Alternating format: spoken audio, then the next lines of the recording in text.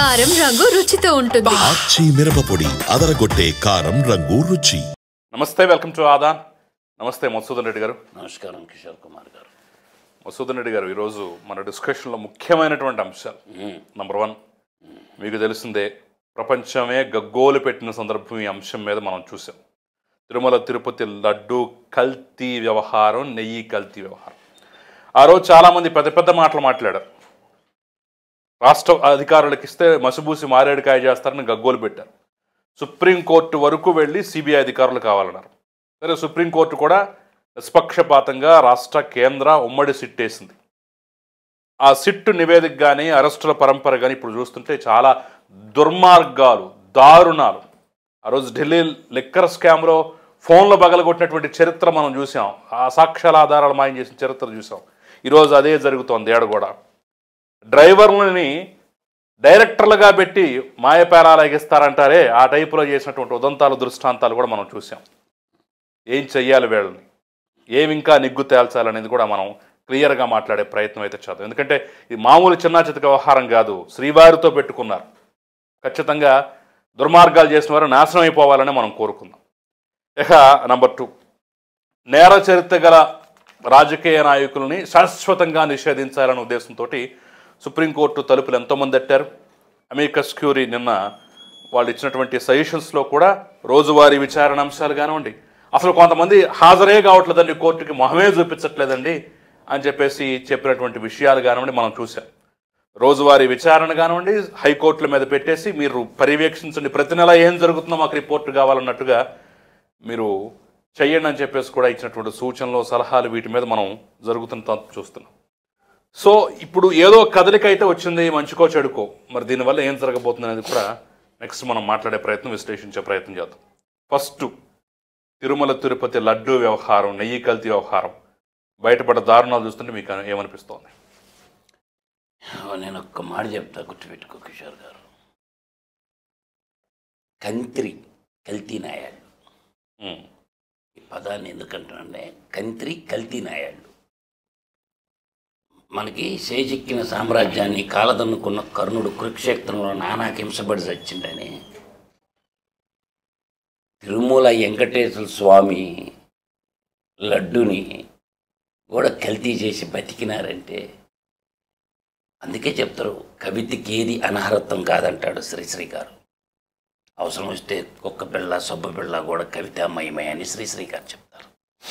అట్లా ఈ conversion, corruption, contaminated country కేటుగాళ్ళు, మళ్ళీ కూడా చెప్తున్నా, కన్వర్షన్, కరప్టెడ్, కంటామినేటెడ్ కంట్రీ కేటుగాళ్ళు బ్యాచ్కి ప్రజలు అధికారం ఇచ్చారు.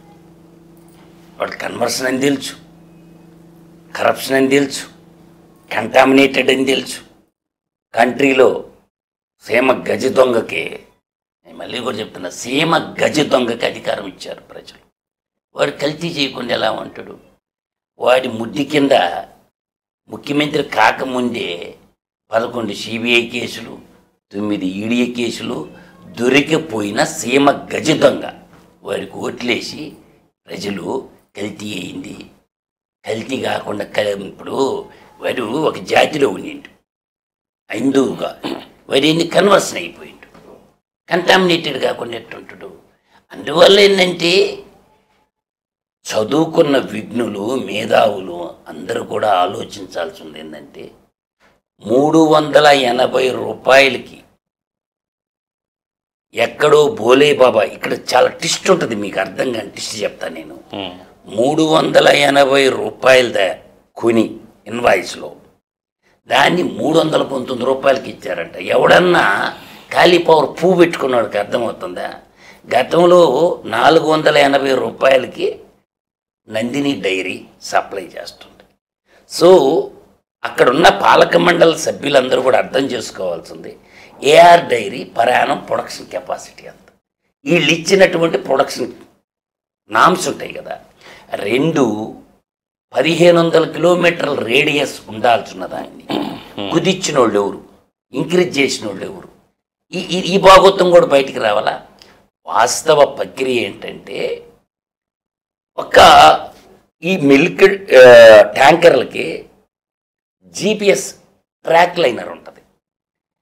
దుందిగల్ నుంచి తిరుపతికి ఎన్ని కిలోమీటర్లు, ఒక లారీ రావడానికి ఎంత టైం పడుతుంది? ఇది కూడా వ్యాలిడ్ పాయింటేగా. ఏఆర్ డైరీకి ఇచ్చారు కిషోర్ గారు. ఏఆర్ డైరీ నుంచి తిరుమలకి ట్యాంకర్ రావాలంటే ఎంత టైం పడుతుంది? ఎన్ని కిలోమీటర్ల డిస్టెన్స్ ఉంది? అసలు ఏఆర్ డైరీ నుంచి నెయ్యి రాలా, ఎక్కడి నుంచి రాలా? దీని కేర్ ఆఫ్ అడ్రస్ ఏంటంటే కాళహస్తి పక్కన ఉన్నటువంటి వైష్ణవి డైరీ. అక్కడ పెట్టి లోకల్లో ఉన్న డైరీల కాడ తెచ్చి పామాయిల్ ఇంపోర్ట్ చేసి ఈ నెయ్యిని పామాయిల్ 50-50 కలిపారు దాంట్లో. ఈ పామాయిల్ కూడా ఎల్లో కలర్లో ఉంటుంది కాబట్టి ఈ పామాయిల్ సప్లయర్ని కానీ పట్టుకుంటే ఇంకొక చైన్ ఉంది సిబిఐ వాళ్ళకి. మద్రాస్ ఎయిర్పోర్ట్లో కృష్ణపట్నం ఎయిర్పోర్ట్ నుంచి పామాయిల్ ఎవరెవరు ఇంపోర్ట్ చేసుకున్నారు ఆ పామాయిల్ బిల్లు కథ కానీ పట్టుకుంటే ఈ కల్తీ కథ కలిపద్ది. దాంట్లో మిక్స్ చేసింది పామాయిలు ప్లస్ అది 50-50 చేసి దాన్ని సప్లై చేశారు. బోలేబాబా డైరీ ఎక్కడ? ఉత్తరాఖండ్లో రూర్కీలో ఉండే బోలీబాబా వాళ్ళకి ఏడేం పని తిరుమల తిరుపతి దేవస్థానంలో. అందువల్ల ఏంటంటే నందిని డైరీ అనేది రైతుల సహకార సమాఖ్య రైతులది. ఒక గవర్నమెంటు దేవుడి దృష్టిలో పెట్టుకొని నాన్ ప్రాఫిట్కి సప్లై చేస్తుంటే స్వచ్ఛమైన నందినిని ఎందుకు రద్దు చేయాలా? ఎప్పటి నుంచో వస్తున్న దాన్ని వీళ్ళు ఈ కొత్తగా ఈ దోపిడీకి అంటే ఇందుగలడు అందులేడు సందేహము వలదు శ్రీహరి ఎందెందు ఎతికినా అందేగలడు అని ప్రహ్లాదుడు చెప్తాడు. అట్లే ఈ కలికాల జగనాసురుడు యొక్క అవినీతి అన్నిట్లో ఉపడద్ది. నీకు పాస పుస్తకాల్లో ఉపడద్ది, సర్వే రాళ్ల మీద ఉపడద్ది, శ్రీవారి లడ్డులో ఉపడుతుంది, అందువల్ల ఇసుకలో ఉపడద్ది, లెక్కర్లో ఉపడద్ది. రాజ్యం వాడి భోజ్యం అయినప్పుడు, రాజ్యమే వాడికి ఇచ్చినప్పుడు ప్రజలు వాడు దోస్తే దోపించుకోవాలి. వాడిని అడిగినోడి మీద కేసులు పెట్టారు. అందువల్ల ఏంటంటే ఆ పరిపాలనలో మీరు బాగా చూసుకోండి. తిరుమల తిరుపతి దేవస్థానానికి సంబంధించి నాకు తెలిసినంత వరకు యూపీఎస్సీ సర్వీస్ ఐఏఎస్ ఆఫీసర్ ఉండాలి. అధర్మారెడ్డి ఎవడు ఎందుకు వచ్చాడు?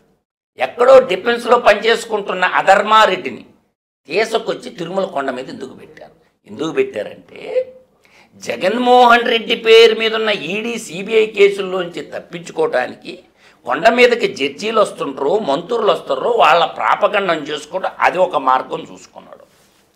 రెండోది చెప్తా. ఈ రెండోది ఏంటంటే అమూల్. ఎక్కడో గుజరాత్లో ఉన్న అమూల్ని ఆంధ్రప్రదేశ్ ఎందుకు వచ్చింది? ఆంధ్రప్రదేశ్లో ఉన్నటువంటి విజయ డైరీ ఆస్తులు అమూల్కి ఎందుకు తారాతత్వం చేశారు? ఒంగోలు కానీ అన్ని డైరీల్ని అంటే ఒక లీటర్కి 4 రూపాయలు ఇస్తానన్న ప్రబుద్ధుడు, ఎక్సెస్ అడిషనల్కి ఇస్తానన్న ప్రబుద్ధుడు పాల పోసే ప్రతి రైతుని మోసం చేశాడు. అమూల్ ఎందుకు వచ్చింది? మన సొంత బ్రాండ్ విజయ తెలంగాణలో కానీ ఆంధ్రప్రదేశ్లో కానీ ఈ బ్రాండ్ ఏంది? మంది సొంత బ్రాండ్ విజయ. నందిని బ్రాండ్ కర్ణాటక గవర్నమెంట్ది. తమిళనాడు బ్రాండ్ కూడా ఉంది. అంటే అమూల్ తీసుకురావడం వెనక హెరిటేజ్ చంపేయాలని ఉద్దేశం. అది కాదు, మీరందరూ హెరిటేజ్ చంపే హెరిటేజ్ కాదు. ఓడి అమూల్ తేటానికి ఏంటంటే వాడు గుజరాత్ తోడు కాబట్టి ఏడిస్తే కేంద్రంలో మనకి సహాయ సహకారాలు అదొకటి చెప్పానా. అధర్మారెడ్డి ఒకటి. వాడు ఏ మార్గాన్ని వదల్లా. తర్వాత అదాని ఎందుకు వచ్చిండు? పోర్టులు రాసిస్తే వాడు ఎబ్బ సొత్తు అన్నట్టు. నవయుగా వాళ్ళ కింద ఉన్న కృష్ణపట్నం పోర్టు రాసిచ్చారు. తెలుగోళే కదా పోర్టులన్నీ. వాడికి ఎందుకు పోయినాయి అదాని గాడికి? అంటే అదాని ద్వారా దేశ ప్రధానిని మిలాఖత్ అయ్యి కేసుల నుంచి ఉపశమం. అంటే అన్ని మార్గాలు అతని చేతిలో పెట్టుకున్నాడు.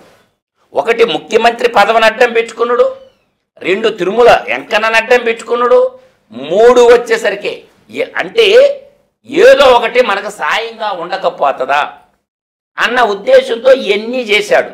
మీరు బాగా అర్థం చేస్తుండే. ఒకడేమో డిఫెన్స్ నుంచి, ఒకడేమో నేవీ నుంచి, ఒకడేమో ఎక్కడి నుంచి వచ్చిండు? రైల్వే నుంచి. Railway, navy, defence 3. ఒకడు గనుల శాఖ, ఇంకొకడేంటి బేవరేజ్ కార్పొరేషన్, లెక్కర్ శాఖ తిరుమల వెంకటేశ్వర స్వామి. వీళ్ళంతా ఎవరు? ఎక్కడో ఈ batch dacoit batch Kadapa. Chief secretary ఎవడు కడప, డీజీపీ ఎవడు కడప, వాడికి ప్రధాన ఐఏఎస్ ఆఫీసర్ ధనుంజయ రెడ్డి ఎవడు కడప. మొత్తం కడప మిడతల దొండు రాష్ట్రం మీద పడి అటు విశాఖపట్నంలోను రాష్ట్రం అంతా మిడతల దొండు పడినట్టు పడ్డారు ఈ పులివెందుల పాపులో ఎస్కోబార్ టీము. వాళ్ళల్లో బాగా చూడండి, చీఫ్ సెక్రటరీ కడప నుంచేనా, నేను చెప్పిన దాంట్లో తప్పే ఉంది, డీజీపీ కడప నుంచేనా, అదొక రెడ్డి, ఈడొక రెడ్డి, వాడొక రెడ్డి. తర్వాత గనుల శాఖ డైరెక్టర్ ఒక రెడ్డి, వాడా నుంచి వచ్చిండు, డిఫెన్స్ నుంచి వచ్చిండా, సారీ నావీ నుంచి వచ్చా, బేవరేజ్ కార్పొరేషన్ వాసుదేవరెడ్డి వాడా నుంచి వచ్చిండు, రైల్వే నుంచి వచ్చిండా, తిరుమల కొండ మీదకి యాడ్ నుంచి వచ్చిండు, డిఫెన్స్ నుంచి ధర్మారెడ్డి. వీళ్ళు అసలు హిందువులా ఫస్ట్ పాయింట్. వీళ్ళందరూ కన్వర్షన్ కరప్షన్ కంటామినేటెడ్ బ్యాచ్ కదా. వీళ్ళు తిరుమల కొండ మీదకి ఎట్టొచ్చారు అంటే కరుణాకర్ రెడ్డి కూతురు మ్యారేజీ దేని మీద చేశాడు, క్రిస్టియన్ సాంప్రదాయంతో చేశాడు. ఇప్పుడు మనకి ఇందుట్లో ఈ పరంపరలో చూస్తుంటే ఇప్పుడు బోలే బాబా నుంచి వైష్ణవికి, వైష్ణవ్ నుంచి ఏఆర్ డైరీ పేరు మీద మొత్తానికి ఈ కల్తీని అయితే సప్లై జరిగింది. ఈ చైన్ మొత్తం మీద ఈ డబ్బులు కకృతిపడి ఎవరు ఈ టెండర్లు కట్టబెట్టారు అనేది తేలితే తప్ప అసలు ఇది ఎక్కడ మొదలైంది అనేది తేలదు కదా. ఎంతసేపటిగా మనం ఎవరు సప్లై చేశాడు, ఎక్కడి నుంచి వచ్చింది, ఇక్కడే ఉన్నాం కదా. తప్పు మొత్తం దొరికిపోయారు. నిన్న నలుగురిని అరెస్ట్ చేసింది ఎవరుని, రాజశేఖర్ని అరెస్ట్ చేశారు ఏఆర్ డైరీ. వీళ్ళు డైరెక్టర్లు ఇద్దరు డైరెక్టర్లని బోలే బాబా డైరీలను అరెస్ట్ చేశారు. తర్వాత ఈ వైష్ణవుని కూడా అరెస్ట్ చేశారు. ఏ ఆధారాలు లేకుండా అరెస్ట్ చేశారు అనుకుంటున్నాం ఏందా. వాళ్ళ పేరు పట్టుకొని 4 పెరిగితే ఈ మనీ ట్రయల్ ఎక్కడి నుంచి ఎక్కడికి జరిగింది ఇది మొత్తం బయటకు వస్తుంది. అప్పుడు కరుణాకర్ రెడ్డి చెప్తాడు, వైవి సుబ్బారెడ్డి బయటకు వస్తాడు, సూపర్ స్వామి బయటకు వస్తాడు. కరుణాకర్ రెడ్డి ఏమన్నాడు, ఒకప్పుడు కమ్యూనిస్టుగా ఉన్నప్పుడు ఎర్ర చొక్కా దొడిగినప్పుడు పైనుండేది దేవుడు కాదు బండరాయి, నేను కాలి కింద పెట్టి తొక్కతాను అన్నాడు. అన్నది కరుణాకర్ రెడ్డి కదా. ఎర్ర చొక్కా వేసుకొని తిరిగినప్పుడు తెల్ల చొక్కా వేసిండు, క్రిస్టియన్గా కన్వర్ట్ అయిపోయిండు. కన్వర్ట్ అయిపోయిన తర్వాత గుడి మీద ఏం పని పోనీ. ఇక్కడ తాడేపల్లి కొంపలో గుడి చెట్టేసిన గుడి చేటోడేవుడు వెంకటేశ్వర స్వామిని గుడి చెట్టేసిన గుడి చేతి బ్యాచ్ ఎవరు అంటున్నా నేను. అంటే దేవదేవుడి కాడికి మనం పోవాలి కానీ దేవదేవుడిని పాదాల కాడ పెట్టుకున్నాడు ఎవడు, ఇది అందరికి తెలియదా. అందువల్ల ఏంటంటే ఈ నేను ఇందాక చెప్పిన కన్వర్షన్ కరప్షన్ కంటామినేటెడ్ కంట్రీ కేటుగాళ్ళు ఈ 5 Cలు బ్యాచ్ మొత్తం అరెస్ట్ చేస్తారు. తొందర ఎందుకో, ఎగిరి పడింది కదా. ఆయన పేరేం పేరు, ఆయన ఉంటాడు, ఆయన నీటిపారుదల చేయాలంటే నోటిపారుదల ఎక్కువ బాధించింది ఆయన. సంక్రాంతి సంబరాల రాంబాబు అని, అదే సంక్రాంతి సంబరాల రాంబాబు అంటే తెలుసుద్ది అందరికి. ఇప్పుడు మాట్లాడమను, ఆమె కూడా శ్రీలతారెడ్డి కూడా, జబర్దస్త్ రెడ్డి శ్రీలతారెడ్డి కూడా మాట్లాడింది కదా. అదే జబర్దస్త్ రోజే కదా, ఆ పేరు శ్రీలతారెడ్డి. రోజని ఎందుకంటారా, 10th క్లాస్ సర్టిఫికేట్ చూడండి, శ్రీలతారెడ్డి అని ఉంటుంది, రోజే కాదు ఆ పేరు. మీరందరూ రోజు ఎందుకంటారా, ఆ పేరు శ్రీలతారెడ్డి 10th క్లాస్ మార్కుల లిస్టులో నేను చూసి చెప్తున్నా. అందువల్ల ఏంటంటే వీళ్ళందరూ చేసిన పనులు చిన్నవి కాదు. కాబట్టి ఇప్పుడు CEO గారు సుప్రీంకోర్టే ఇన్వాల్వ్ అయింది కాబట్టి కేంద్ర రాష్ట్ర ప్రభుత్వాలకు సంబంధం లేదు, సుప్రీంకోర్టుకి రిపోర్ట్ ఇవ్వాలా. కాబట్టి దేశ అత్యున్నతమైనటువంటి సుప్రీం పవర్ ఉన్న సుప్రీం న్యాయస్థానం కింద ఉంది కాబట్టి మనం ఎక్కువ మాట్లాడకపోయి నిగ్గు తేల్చేస్తారు. వీళ్ళ పట్టవాడంతా బయటకు వస్తుంది, వీళ్ళకి తిహార్ జైలు కాదు. నేను అనేది ఏంటంటే బంగాళాఖాతంలో ఎడన్నా ఒక దీవి చూసి అక్కడ ఒక అండా జైలు కట్టి ఆడేసేయాలి, శాశ్వత శిక్ష. అండమాన్ నికోబార్ దీవులు ఉన్నాయి కదా, ఆ దీవుల్లో ఏం చేయాలంటే ఒక అండా జైలు కట్టి ఆడేసేస్తే ఇంకా భవిష్యత్తులో తిరుమల వెంకన్న జోలికి పోకుండా ఉంటాడు. ఎవడన్నా చెయ్యాలంటే భయపడాలా, ఒరే వెంకటేశ్వర స్వామి జోలికి పోతే శిక్ష పడద్ది అని. అందువల్ల ఏంటంటే వెంకటేశ్వర స్వామి పవిత్రత గురించి 2 ముక్కలు చెప్తాను మీకు, గుర్తుపెట్టుకో. నాకు తెలిసింది నిజమైంది కూడా. ఆ సింగపూర్లో మంచి బిజినెస్ పారిశ్రామికవేత్త సర్వం కోల్పోయాడు. కోల్పోయిన తర్వాత అతను ఏం చేశాడంటే చనిపోవాలని నిర్ణయించుకున్నాడు. నిర్ణయించుకున్న తర్వాత అలాంటి తెంగరోడు ఏం చెప్పిందంటే, ఒరే బాబు నువ్వు ఎలా చనిపోయేది నిర్ణయించుకున్నావు, నేను చివరిగా ఒక మంచి సూచన సలహా చెప్తాను. నువ్వేం చేస్తావంటే తిరుమలకు పోయి నీ బాధ ఏందో, నువ్వు ఎలా మోసపోయావు, నీ కష్టాలు ఎందుకు వచ్చినాయి అని చెప్పి ఒకసారి చెప్పుకోరా వెనకన్నకి. ఏదన్నా దోవ దొరకద్దని సలహా ఇచ్చింది. సరే ఇంకే పోలా అని ఆ వ్యాపారవేత్త తిరుమల కొండకు వచ్చి అతని జీవితంలో జరిగినటువంటి అతను మోసపోయిన విధానం, అతను ఏ విధంగా నష్టపోయిన విధానం వెంకన్నకు మొరపెట్టుకున్నాడు. మొరపెట్టుకున్న తర్వాత అతనికి తిరుమల కొండొచ్చి మళ్ళీ సింగపూర్ పోయిన తర్వాత ఒక్కొక్కటి చిక్కుముళ్ళన్నీ ఇడిపోయి హ్యాపీగా ఉన్నాడు. అర్థమవుతుంది. అదేవిధంగా ఇంకొక కథ మనకి రియల్గా మన కళ్ళతో చూసేది. నాసా తర్వాత ఇస్రో. ఇవాళ ఇస్రో ఈజ్ ఈక్వల్ నాసా సమానంగా ఉంది.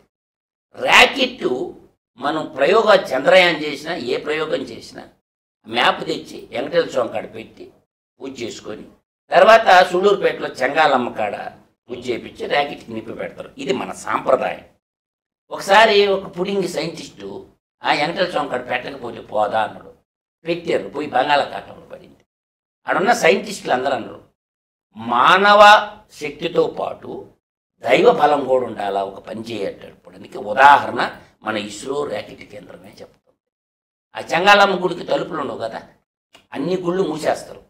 కానీ చెంగాలమ్మ గుడికి తలుపులు ఉండవు. మద్రాసు పోయేటప్పుడు 24 గంటలు తెరిచే ఉంటుంది. అందువల్ల ఏంటంటే మానవ ప్రయత్నంతో పాటు దైవ సంకల్పం కూడా ఉండాలా అన్నది మన పెద్దలు మనకిచ్చిన ధర్మం అన్నమాట.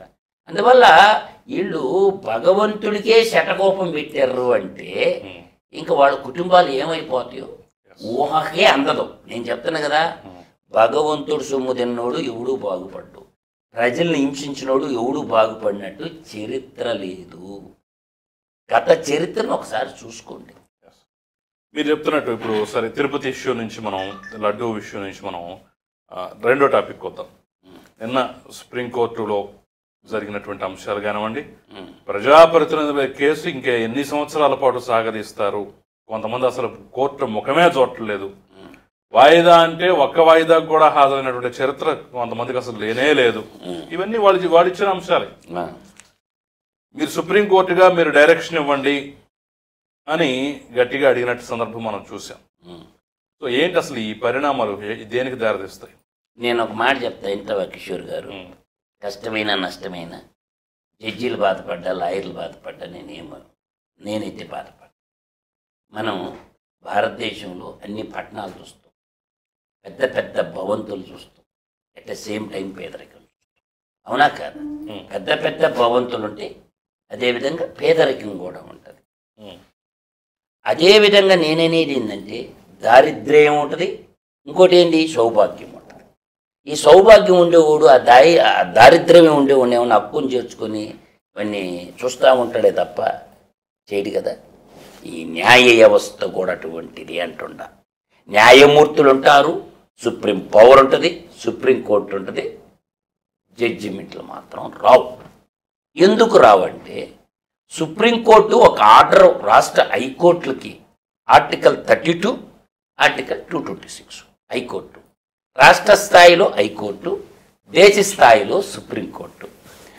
ఒక సబార్డినేట్ కోర్టులకి ఇష్యూ ఇచ్చిన తర్వాత దాన్ని ఇంప్లిమెంటేషన్ చేయకపోతే ఆ జడ్జీలకు పనిష్మెంట్ ఇచ్చారా?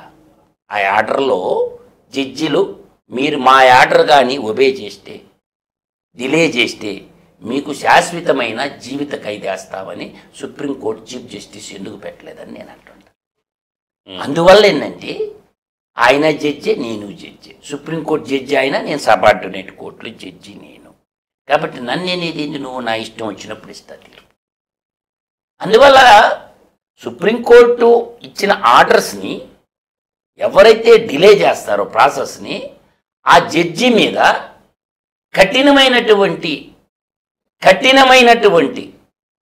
చట్టబద్ధమైనటువంటి శిక్ష పనిష్మెంట్ ఉంటే తప్ప త్వరితగతిన జడ్జిమెంట్లు రావు. ఈ చిన్నది మార్చండి చాలు, ఈ చిన్నదే చేంజ్ చేయండి. నేను ఎక్కువ వల్ల ఒక జడ్జి స్థానంలో కూర్చొని లేదంటే రిజైన్ చేసి పొమ్మనండి. అంటే 4732 కేసులు ప్రజాప్రతినిధుల మీద ఉంటే జడ్జిమెంట్ ఇవ్వడానికి ఎంత టైం పట్టద్ది? సరే వీళ్ళని అంటున్నాక 2016లో ఒక ప్రజా ప్రయోజన వ్యాజ్యం వేస్తే అశ్వనీ ఉపాధ్యాయ అనేటటువంటి 2025లో నువ్వు ఇస్తావా? ఒక్క గంటలో ఇచ్చే తీర్పుని నీకే 9 ఏళ్ళు పట్టిందంటే సుప్రీం పవర్ ఉన్న సుప్రీం జడ్జీలకి సబార్డినేట్ కోర్టు జడ్జీలకి ఇంకెన్ని రోజులు పట్టాలి? అంటే గొంగళ్ళు తింటా బొచ్చొచ్చిందంట, గొంగళ్ళు అన్నం పెట్టుకొని తింటా బొచ్చొచ్చిందంట. I right? ఎలా ఆ జడ్జిమెంటు కోర్టు మిత్రుడు అంటలే ఇంగ్లీష్ పదాలు అమీకన్ క్యూరీ అంటే దాని తెలుగులో చెప్తావు, ఇంకెందుకు ఇంగ్లీషోడు మాట, ఇంగ్లీషోడు పోయింది, మన మాతృభాషలో చెప్తా. మిత్రుడు, కోర్టుకి మిత్రుడు, సలహాలు ఇచ్చారు 7 సలహాలు, 4 గీసుకోవటానికా? నేను అనేది అది కాదు. ఆ ఇద్దరు జడ్జీలకి నేను ఒక సవాల్ ఇస్తుంటా. Justice Dipankar, justice Manmohan. జగన్మోహన్ రెడ్డి మీద 11 సిబిఐ కేసులు ఉన్నాయి, 9 ఈడీ కేసులు ఉన్నాయి. ఒక్క కేసు తీసుకో, day by day trial run చేయి, నువ్వే జడ్జిమెంట్ 10 కూడా వద్దు. 11 రెడ్డిది ఒక్క కేసు తీసుకో, మీరిద్దరు జడ్జీలు తీసుకోండి. మీరంతా దేశం మీద దేశభక్తులు, గొప్ప జడ్జీలు కదా. ఒక్కటే సిబిఐలో కేసు తీసుకో, ఈడీలో కేసు తీసుకోండి. జడ్జిమెంట్ ఈడీ ఊరు వద్దంటారా? ప్రజలు ఏమైనా వద్దంటారా? మీరు జడ్జిమెంట్ సబార్డినేట్ కోర్టుల మీద పడి ఎందుకు ఏడుస్తారు? మీరు చేయండి అబ్బా పని. అంటే తప్పించుకొని తిరుగువాడు ధన్యుడు సుమతి. వాళ్ళు తప్పించుకొని కింద సబార్డినేట్ కోర్టు జడ్జీల మీద నిందా మోపుతారు. మాది కాదు నేరం, కింద ట్రయల్ జడ్జీలు అని చెప్తున్నారు. ఆ మాట అంటానికి సిగ్గు అనిపించటంలా? నువ్వు టాప్ పొజిషన్లో ఉన్నాడు, నువ్వు పని చేపియాలి. నీ కింద పనివాడు నీ మాట వినకపోతే ఇంకెవడు మాట వింటాడు? తప్పేవరది అని నేను అంటున్నా. ఈ కేసులు మొత్తం నడవకపోవటానికి కారణం 100% చీఫ్ జస్టిస్ ఆఫ్ ఇండియాదే. ఆయన అలసత్వం. ఆయన నా జీతం నాకు వస్తే చాలు, దేశంలో ప్రజలు ఏమైపోయినా నాకెందుకు, నెలొచ్చాలకే నాకు ఉండాల్సిన గౌరవాలన్నీ దక్కుతుండే, నెలొచ్చాలకే 1వ తేదీ నాకు జీతం డబ్బులు వస్తుండే, ప్రజలు ఏమైపోతేనేమి, కోర్టులు ఏమైపోతేనేమి. కోర్టులు నిర్మాణం చేయాలా, జడ్జీలు అలకేషన్ చేయాలంటే పెన్ డౌన్ చేయండి. ప్రభుత్వం నిధులు కేటాయించలేదనుకో కోర్టులకి, కోర్టులు మూసేయండి, ధర్నాకు రండి, కూర్చోండి. భారత ప్రభుత్వం మా కోర్టులు కట్టుకోవడానికి డబ్బులు ఇవ్వటం లేదు, జడ్జీలు అపాయింట్మెంట్ చేసుకునేదానికి పర్మిషన్ ఇవ్వటం లేదని కోర్టులు మొత్తం మూసేయండి, రోడ్డు మీదకి రండి. నోటిఫికేషన్ ఇచ్చి జడ్జీలు అపాయింట్మెంట్ చేసుకొని ఇవ్వటం లేదని చెప్పి సుప్రీం పవర్ నీ చేతిలో పెట్టుకొని నువ్వెందుకు ప్రధానమంత్రికి మోకరేలతోళ్ళవో? ప్రధానమంత్రిని అరెస్ట్ చేసే రైట్ కూడా చీఫ్ జస్టిస్ ఆఫ్ ఇండియాకు ఉంది. అంత పవర్ నీ చేతిలో పెడితే భారత రాజ్యాంగాన్ని ప్రధానమంత్రికి దాసోహం అయిపోయినవుగా. ప్రధానమంత్రికి దాసోహం అయిపోతుండే ఒక chief justice of India supreme power నీ చేతిలో పెట్టుకొని అరెస్ట్ చేసే మొత్తం శక్తి నీలో పెట్టుకొని ఏం చేసావు? కథాకాంతుడు అయిపోయిన దేశ ప్రధానికి. అందువల్ల ఏంటంటే ఆలోచన చేసుకోవాలి, రాజకీయ నాయకులు ఆలోచన చేసుకోవాలా, నవతరం యువతరం ఆలోచన చేసుకోవాలా. ఒకసారి 7 సూచనలు సలహాలు ఉన్నాయి కదా, వాటి మీద కూడా మీ అభిప్రాయం చెప్పండి. అది ఏమున్నాయి కిషోర్ గారు? సిఆర్పిసి 144 సెక్షను, ఐపీసీ 188 పెట్టారనుకోండి, ఎత్తేయమన్నారు. ఎందుకు? అవి ఏముండవు, ధర్నాలు, రాస్తా రోగులు, నీళ్లు కావాలని, రోడ్లు కావాలని, అయ్యా ఎత్తేయచ్చు. అయ్యే పెద్ద పని కాదు. ఎందుకు వాళ్ళు పిలవటం? ఒక ధర్నా చేస్తారు, పీపుల్ ప్రొటెక్షన్, ఒక రోడ్డు పోయమను, ఒక నీళ్లు కావాలని, హక్కుల కోసం ధర్నా చేస్తారు. వాళ్ళు ఎందుకు కోర్టులకు తిప్పటం, మూసిపారేయాలి. అయ్యి అసలు అదైతే మాత్రం మంచి మంచి సలహా. ఇప్పుడు నేనే తిరుగుతున్నా కిషోరు, నీళ్లు కావాలని ధర్నా చేసిన, కుర్రోళ్ళందరూ కలిసి చెరువుకు నీళ్లు కావాలని, నేను అమ్మ బడవ 3 ఏళ్ళ నుంచి తిరుగుతాను, తిరిగి తిరిగి తిరిగి తిరిగి అలసిపోతాను. అది తప్ప, నేరమా, మడ్రా, మానభంగమా? మా చెరువుకు నీళ్లు నిండయ్యా అని అడిగినాం. యాక్చువల్గా హోమ్ అరెస్ట్ చేయాలా, రాంబాబు గారిని అరెస్ట్ చేయాలా, అనిల్ కుమార్ గారిని అరెస్ట్ చేయాలా? మా పొలాలు ఎండబెట్టినందుకు, మా చెరువుల్ని నీళ్లు ఇన్నందుకు అక్కడున్న ఇరిగేషన్ అధికారులను అరెస్ట్ చేయాలా? ఈ ఎవడి మీద పెట్టారు కేసులు? నీళ్లు అడిగినందుకు మా మీద పెట్టారు కేసులు. అంటే హక్కులు అడగకూడదా? వాడే నెల జీతం తీసుకోవాలన్నమాట రాంబాబు గడ అనిల్ కుమార్ గారు తీసుకోవాలి జీతమా? ప్రజలు డబ్బులు ఆడుకోవాలా? నీళ్ళు ఇలా చెరువుకి ఈ రోజు కూడా రాలా నీళ్లు. పోరాడతానే ఉన్నాం, కోర్టు చుట్టూ మేము తిరుగుతున్నాం. తప్పుడు చేస్తే తప్పుడు నా కొడుకులేమో అనిల్ కుమార్ యాదవ్ గాడు, వాడేమో ఈడు ఇరిగేషన్ మంత్రి, ఇద్దరు నా కొడుకులు. బాధ మేము పడుతున్నాం. అవి కేసులా? ఒక కలం పొడుతూ కొట్టిపారేయాలి జడ్జి. మీ వాళ్ళు అరెస్ట్ చేయండి అనాలా? స్థానిక ఎమ్మెల్యేని అరెస్ట్ చేయమని చెప్పాలా? పనిచేయని పారంపోక ఎమ్మెల్యే ఒకటి మేకపాటి చంద్రశేఖర్ రెడ్డి ఆ కొడుకుని అరెస్ట్ చేయాలా? అప్పటి ఇరిగేషన్ మంత్రి నా కొడుకుని అరెస్ట్ చేయాలా? అనిల్ కుమార్ గారిని అరెస్ట్ చేయాలా? ఎస్సీ ఎస్టీ బడుగు బలహీన వర్గాల పిల్లలు కోర్టు చుట్టూ తిరగలేక నలిగిపోతున్నాం. ఎందుకు? ఏడుంది న్యాయం? ఇంకొకటి, రోడ్డు పోయిండ్రా అని అడిగితే, రోడ్లు పోయమని నన్ను అడిగినందుకు ఆడు దొంగ నా కొడుకు పాలినేని శ్రీనివాసరెడ్డి గాడు నా మీద కేసు పెట్టించుడు. ఇసుక దొంగతనం చేసింది పాలినేని శ్రీనివాసరెడ్డి. కేసు రోడ్లు నేను నాశనం చేశాను ఒక కేసు పెట్టిండు. తిరగతానే ఉన్నాం కోర్టుల చుట్టూ. అవి కేసులు అంటారు. కిషోర్ గారు మీరు చెప్పండి. ఇసుక దొంగతనం చేసినోడు మంత్రిగా ఉన్నాడు పాలినేని శ్రీనివాసరెడ్డి. వాడు పెద్ద పుడింక మాటలు మాట్లాడతాడు. వాడు తెలియజే ఉంటుంది మన బయటికి పాలినేని శ్రీనివాసరెడ్డిని. వాడు మళ్ళీ పెద్ద మనిషి సంఘం కానించి కలిగిరి నుంచి జలదంకి నుంచి కావలి ఒంగోలు పోయేది ఇసుక.